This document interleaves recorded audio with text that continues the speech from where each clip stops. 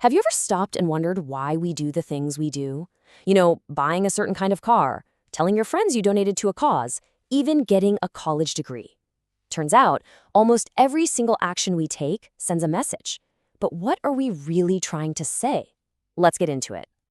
So, let's kick things off with a bit of a puzzle.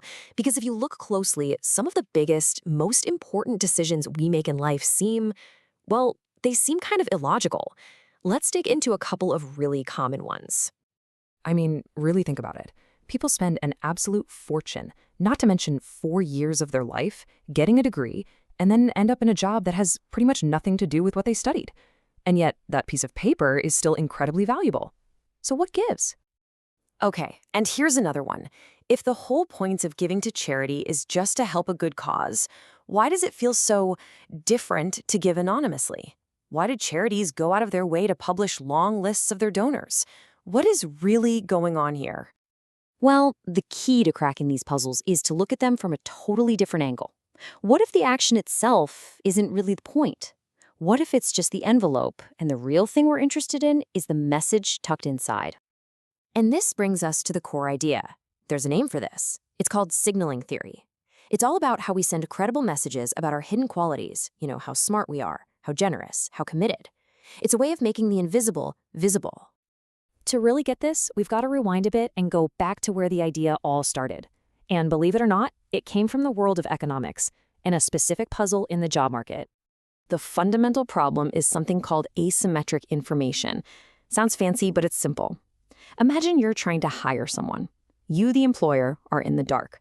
The job applicant knows if they're a rock star or if they just talk a good game, but you don't. How can you tell the difference?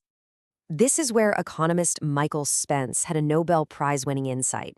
He realized that to solve this problem, the person who has the information, the applicant, needs to send a signal. But, and this is the crucial part, it can't just be any signal. It has to be a costly signal, something that's genuinely hard to fake. So, here's how his model works. 1. Employers are flying blind. 2. The great workers really want to prove they're great so they can get paid more. 3. A college degree can act as that proof, that signal. But here's the secret sauce, the thing that makes the whole system work. That signal has to be easier or cheaper in terms of time, effort, and stress for the high-ability person to get than for the low-ability person. And this table basically shows the simple math behind it. For a high-ability person, the effort and struggle of getting a degree is just lower. So when you do the math, going to college is a no-brainer. It pays off. But for a low-ability person, the cost and the effort are just too high. It literally wouldn't be worth it for them. They'd actually come out behind financially. And that difference in cost is what makes the degree a trustworthy, reliable signal of ability. And this all leads to this fascinating idea called the sheepskin effect. Sheepskin is just an old-timey word for a diploma. It's the pay bump you get just for finishing, totally separate from anything you actually learned. The value isn't just in the education, it's in the proof that you had the brains and discipline to get it done. Okay, so this all makes sense for job hunting, right? But the really wild part is that this concept of signaling goes way, way beyond economics. It gets right to the core of our social lives and our constant search for status. Because when you boil it all down, a lot of signaling is really about our place in the group. It's about status.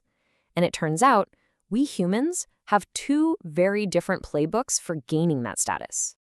On the one hand, you've got dominance. This is the classic schoolyard bully approach, status through fear and intimidation. The leader takes what they want, and people follow because they have to. But on the other hand, you have prestige. This is completely different. This is status that's freely given to you out of respect for your skills, your wisdom, or your generosity. Here, the leader provides value to the group. And this whole game of prestige, it's played almost entirely through signals. So once this clicks, I promise, you're going to start seeing it absolutely everywhere.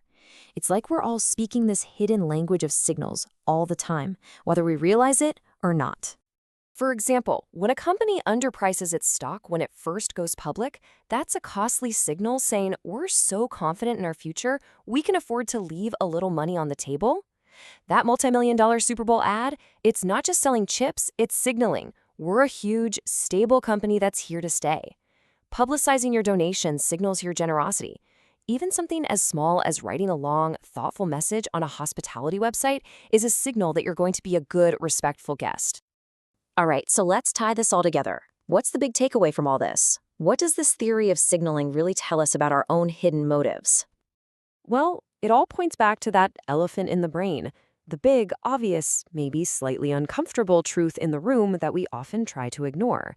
And that is a huge chunk of what we do and say and buy is ultimately about managing our reputation and signaling our best qualities to the world around us.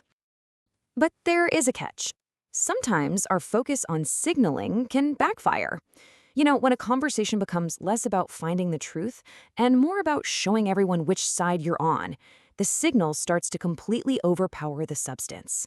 It all just becomes noise. And that leaves us with a final, crucial question to think about. In a world that is just saturated with signals, it's really worth asking yourself, what message am I actually sending with my actions? Is it a credible signal of my skills and my character, or is it just more static in an already very, very noisy world?